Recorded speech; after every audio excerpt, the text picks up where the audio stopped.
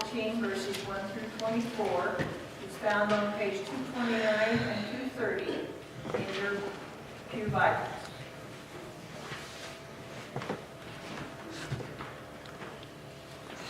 That night, all the people of the community raised their voices and wept aloud. All the Israelites grumbled against Moses and Aaron. And the whole assembly said to them, "If only we had died in Egypt or in this desert. Why is the Lord bringing us to this land only to let us fall by the sword? Our wives and children will be taken as plunder. Wouldn't it be better for us to go back to Egypt?" And they said to each other, "We should choose a leader and go back to Egypt." Then Moses and Aaron fell face down in front of the whole Israelite assembly gathered there. Joshua, son of Nun, and Caleb, son of Jephunneh, who was among those who had explored the lands, tore their clothes and said to the entire Israelite assembly, "The land we passed through and explored is exceedingly good. If the Lord is pleased with us, he will lead us into that land, a land flowing with milk and honey, and will give it to us. Only do not rebel against the Lord, and do not be afraid of the people of the land, because we will swallow them up. Their protection is gone, but the Lord is with us. Do not be afraid of them." But the whole assembly talked about stoning them. Then the glory of the Lord appeared to the tent of meeting to all the Israelites. The Lord said to Moses, "How long will these people treat me with contempt? How long will they refuse to believe in me in spite of all the miraculous signs I have performed among them? I will strike them down with a plague and destroy them, but I will make you into a nation greater and stronger than they." Moses said to the Lord, "Then the Egyptians will hear about it. By your power you brought these people up from among them, and they will tell the inhabitants of this land about it. They have already heard that you, O Lord, are with these people, and that you, O Lord, have been seen face to face, that your cloud stays over them, and that you go before them in a pillar of cloud by day and a pillar of fire by night. If you put these people to death all at one time, the nations will have heard this report about you, but say, 'The Lord was not able to bring these people into the land he promised them on oath, so he slaughtered them in the desert.' Now may the Lord's strength be displayed, just as you declared. The Lord is slow to anger, abounding in love, and forgiving sin and rebellion. Yet he does not leave the guilty unpunished. He punishes the children for the sin of their fathers to the third and fourth generation. In accordance with your great love, forgive the sin of these people, just as you have pardoned them from the time they left Egypt until now." The Lord replied, "I have forgiven them as you asked. Nevertheless, as surely as I live, and as surely as the glory of the Lord fills the whole earth, not one of the men who saw my glory and the miraculous signs I performed in Egypt and in the desert, but who disobeyed me and tested me 10 times, not one of them will ever see the land I promised on oath to their forefathers. No one who has treated me with contempt will ever see it. But because my servant Caleb has a different spirit and follows me wholeheartedly, I will bring him into the land he went to, and his descendants will inherit it." The New Testament reading is from 2 Timothy chapter 1, just verse 7. That's on page 852. "For God did not give us a spirit of timidity, but a spirit of power, of love, and of self-discipline." Thus ends the reading of the word of the Lord. Excuse me.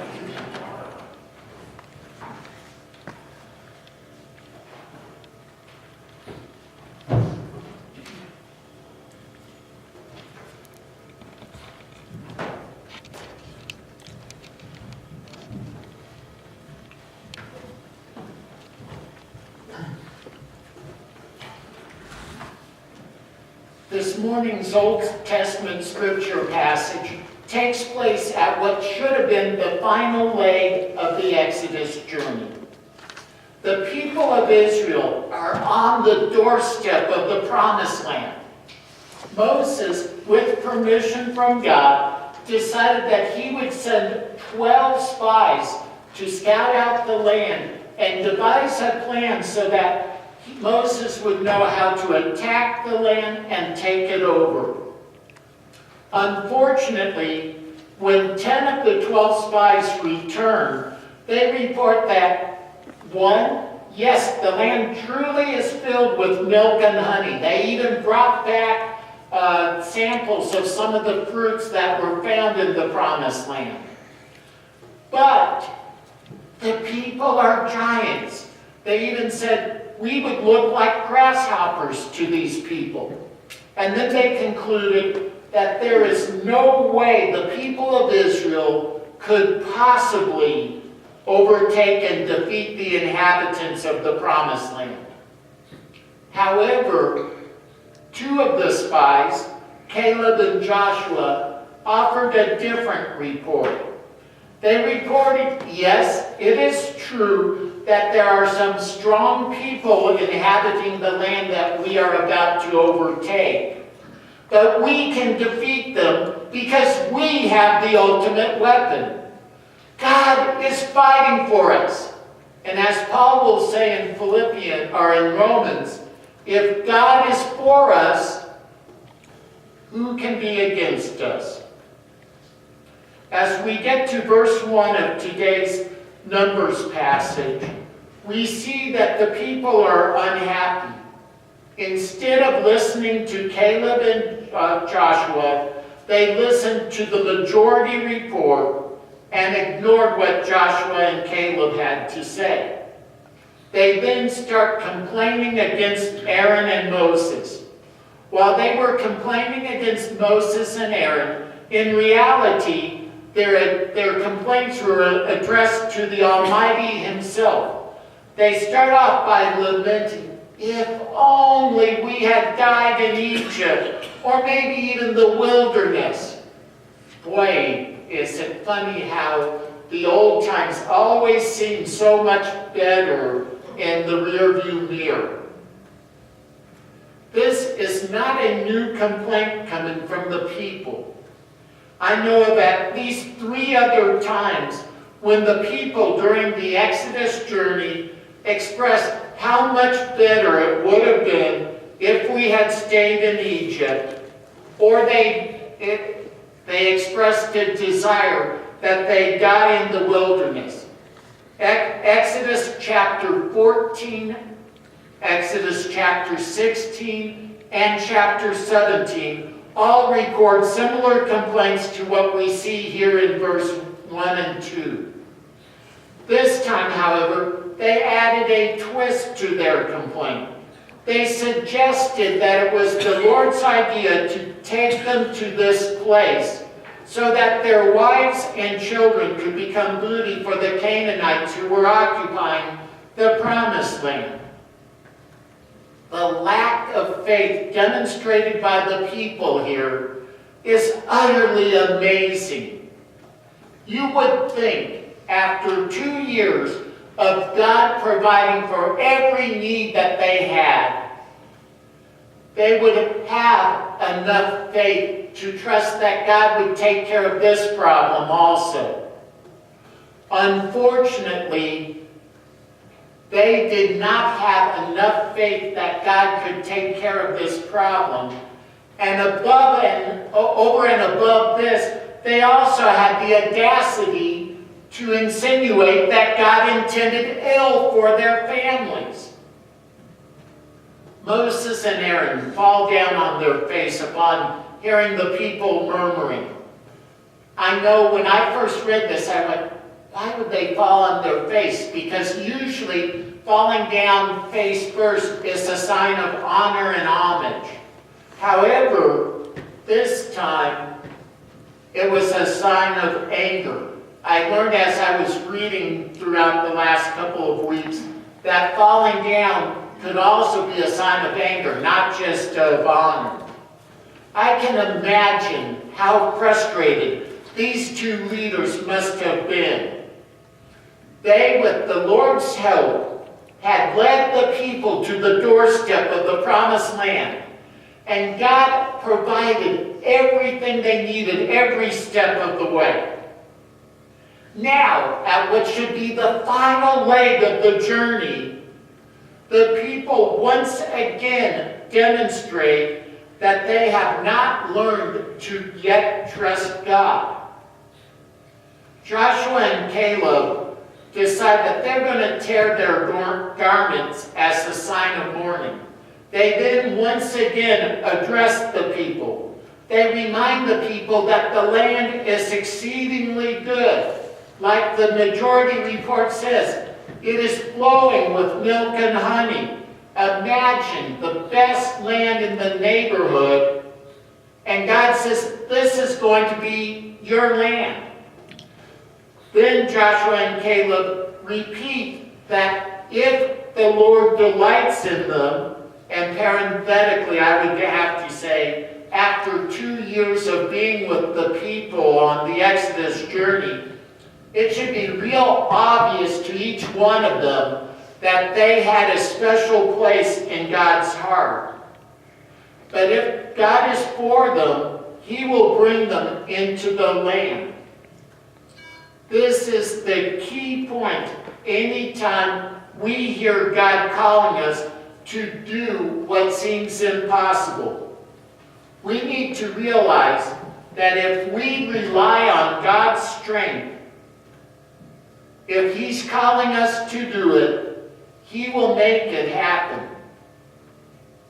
I hope each one of us here have had some time in the past when God was calling us to do something, and our first thought is, how can I do this? And yet, even though we were not sure how it would turn out, we decided to step out in faith and trust God. As we took that step of faith, we found, as Paul will declare in Philippians, we can do all things through Christ who strengthens us. If God had been faithful to us in the past, we should be able to trust that God will be faithful now and in the future. Getting back to the story, we hear Caleb and Joshua tell the people, do not rebel. When we refuse to follow God's call because we're afraid, we are in reality rebelling against the Almighty. We might want to make some excuse for not following God, but the reality is, when we do not follow God's calling, we are in fact rebelling against Him, and we are demonstrating that we do not trust Him. There are two types of fear, in my opinion. The first type is the type of fear we see demonstrated in today's passage. It's the fear that makes us unable or unwilling to trust God and take the leap of faith that He is calling us to take. That type of fear does not come from God. It instead comes from Satan. Paul, in our New Testament reading this morning in 2 Timothy 1:7, reminds us that God does not give us a spirit of timidity. Instead, He gives us a spirit of power, love, and self-discipline. If fear is stopping us from doing what God's will is, then we are not following in God's will, but we are actually playing into the hand of the evil one. However, I believe there is a second fear, a fear that makes us fall on our knees and pray to God for help. That fear is a healthy fear. It reminds us that we need to go in God's power and not rely on our own understanding and our own strength. It is the type of fear that says, God, I'm not sure how this is going to work out, but you have sent me, and I will go in your strength. As an example, I remember a little over 3.5 years ago, some small church in some unknown place in Wyoming happened to offer me a job. I looked at the compensation package, and I looked at what I was getting paid in the San Francisco Bay Area as a teacher. These numbers were not even close. My financial planner said, Steve, you've got to wait 2 more years to get to that 30 years of service and get that bonus that the state retirement fund will give you for 30 years of service. And yet, I knew I was not happy in the job that I was in. And I felt God was saying, Saratoga, Wyoming. So I stepped out in faith and trusted God to make things work out. Needless to say, 3.5 years later, my checkbook is a little bit more solid than it was when I was in California making a lot more money. God has provided. If God can provide in the past, and if God is calling us to do something, we ought to have the faith to step out and do what God is calling us to do, no matter how much it doesn't make sense in our human understanding. Our call to worship this morning was from Proverbs 3, and it tells us to trust the Lord with all our heart and to lean not on our own understanding. Joshua and Caleb got that. Unfortunately, the people of Israel did not.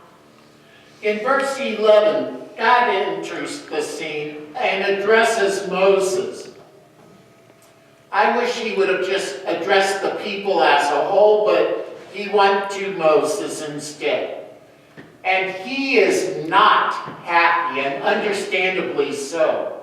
He asks, how long will the people spurn me? And how long will they not believe in the signs that I perform in their midst? In verse 22, God returns to that theme of how long by pointing out that the people have not believed the signs that he has performed for them and has tested them 10 times. As I read the commentaries, there are 2 trains of thought here. Some people look through the Exodus journey and find 10 separate times when the people indeed tested God. However, others look at the Hebrew language and understand that 10 times can mean just many times without being literal. It's sort of saying, like, I'm sure all of us who have been parents probably have done this before. They go out of frustration and say, if I told you once, I told you 100 times. Well, have we as parents really told them 100 times? Maybe we have. Maybe it's 200. Maybe it's 50. Who knows? But our point is made. We have told them time and time again. And just like the Hebrew children, our children ignored us. I think as parents, we can relate to the frustration God must be feeling at this point. In verse 12, God pronounces judgment against the people, declaring that he will strike them with a plague and he will kill them. he further declares that he will then form a new people from Moses and make them into a greater and a stronger nation. This is not a new threat from the Almighty.